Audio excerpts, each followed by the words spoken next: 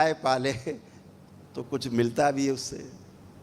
गाय आपके प्राणों की रक्षा देती करती, पता आपको? गाय जब आपके से भाव से जुड़ती है तो आपको प्राण ऊर्जा, अपने प्राण आप में फेंकती है, अपने प्राण उलीचती है आपकी तरफ। घर में कोई मर रहा होगा, कष्ट में होगा, तो गाय जो आपने पाल रखी होगी, देशी गाय, वो अपनी श्वासें आपको देती है उधार में। वो मर जाएगी लेकिन आपको जिंदा रखने की कोशिश करेगी। ये गाय का काम है। ये गौ इसे माता ऐसे नहीं कहा गया। किसी पशु को कोई माता पिता नहीं कह देता।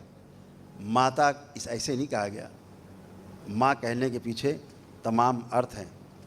माँ का मतलब ही होता है ममत्व जिसमें भरा हुआ है। पिता का अर्थ होता है जिसमें वात्सल्य भरा हुआ है, गाइडेंस देने वाला पिता। केयर करने वाली माँ, ममता से केयर होती है।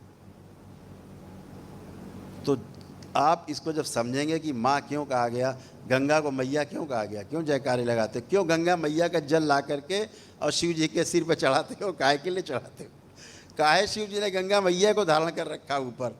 माँ क्यों कहते हैं उसको? हमारा पालन करती, पोषण। गंगा चाहे आपसे 5000 किलोमीटर दूर बह रही हो, फिर भी गंगा आपसे जुड़ी रहती है। जो भारत की पवित्र नदियां हैं, बह रही हैं, ये सब आपसे जुड़ी रहती हैं। और जब उनको हम छेड़ते हैं, जब उनको हम प्रदूषित करते हैं, तो उनको नहीं, अपने रक्त को प्रदूषित करते हैं।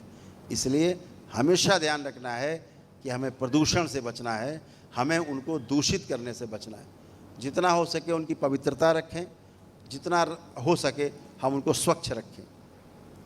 हम सोचते रहे हमारे डाल देने से इसे कूड़ा जरा से क्या हो जाएगा। इसे हर आदमी सोच सोच के थोड़ा थोड़ा डाल के वह पहाड़ बन गया, तो पहाड़ बन जाते। तो हमेशा ध्यान रखो कि आपको अगुवाई नहीं करनी है। कोई कर रहा हो तो उसको निवेदन करो कि भैया ऐसा मत करो, हम भी नहीं करते।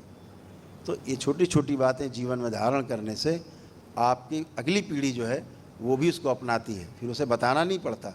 आपका आचरण आपकी आने वाली पीढ़ी में, अगली पीढ़ी में, बच्चों में अपने आप स्थानांतरित हो जाता है। आपको कुछ नहीं बताना पड़ता।